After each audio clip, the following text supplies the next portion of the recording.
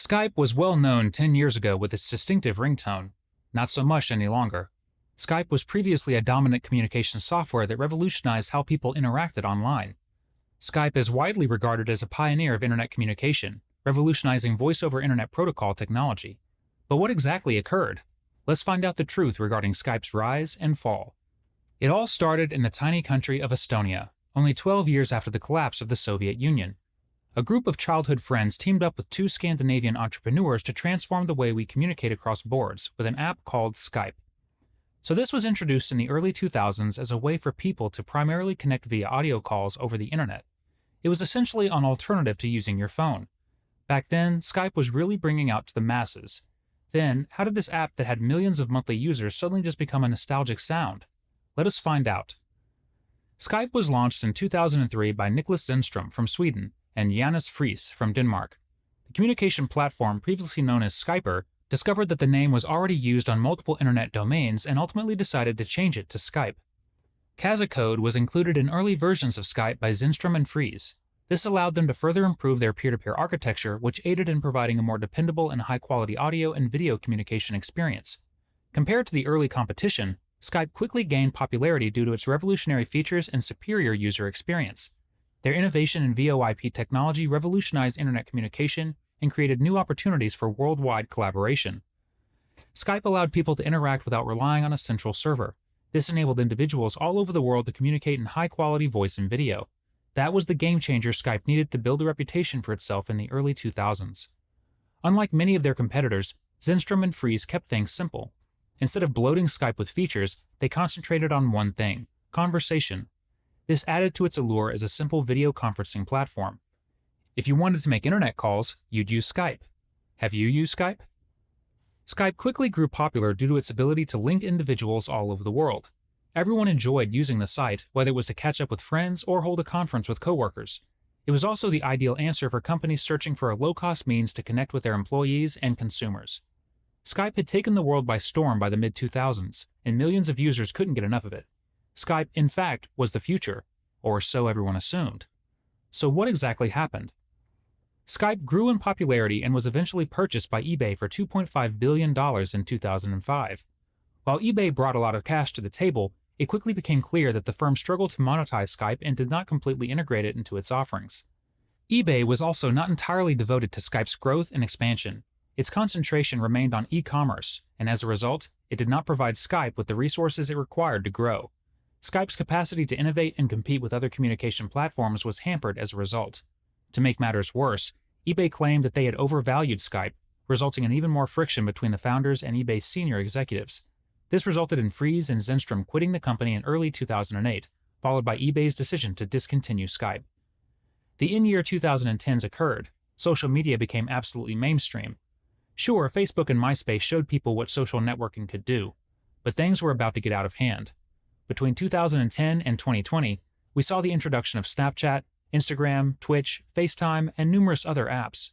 These apps quickly gained millions of followers and sparked a social media revolution. What's the clincher? These apps frequently included, or later added, video conferencing capabilities as well as social networking elements. In comparison, Skype's single-use service began to appear quaint. Now, no offense to Microsoft. If we spent $8.5 billion on something, we'd do everything we could to make it work, and try it did, with a slew of crowd-pleasing features lifted from its younger siblings. We're talking emoticons, themes, and a stories feature a la Instagram. Silver Lake Partners headed a group of investors who purchased the damaged Skype. The transaction aided the ailing platform's recovery and concentration on its core phone and video communication offerings. Microsoft came in with $8.5 billion in hand in 2011. Microsoft enhanced its workplace communication capabilities by acquiring Skype, which led to the development of Skype for Business. This may have been the sole positive outcome of the transaction. One of the issues with the acquisition was that Microsoft moved away from what made Skype unique, VoIP. Instead, in an attempt to outperform the competition, they incorporated capabilities that were inconsistent with Skype's role as a communication and collaboration tool. Microsoft compromised Skype's key capabilities and brand by bloating the product. This resulted in customers experiencing performance concerns and an increasingly complex user interface. In response to user demand, Skype implemented improvements, but bad feelings take time to heal, and just as Skype was getting started, a global pandemic struck. Suddenly, large swaths of office workers required a dependable video conferencing tool to communicate with their coworkers. As a result, Skype's shift to social networking would be its undoing. The app had a reputation for including unnecessary features, and unnecessary features were the last thing people needed when trying to get things done during a pandemic. Instead, these people flocked to Zoom, a fresh upstart. After all, Zoom was clean, simple, and simple to use, much like old Skype. The statistics speak it all. Zoom grew its global market share by 22.3% between 2020 and 2021. At the same moment, Skype's stock dropped by a bone-chilling 25.8%. However, Zoom was not the only challenger in the race for video conferencing domination. Microsoft, the company that owns Skype, released a communications package named Teams in 2017. To make matters worse, Teams' market share surpassed Skype's in 2021. This, of course, begs the question, why would Microsoft build a product in direct rivalry with itself? Here's the thing. When Microsoft announced Teams, it was presumably not thinking of it as a competition to Skype. We believe Microsoft intended for Skype to expand into a full-fledged social network, while Teams might create a niche in the business market.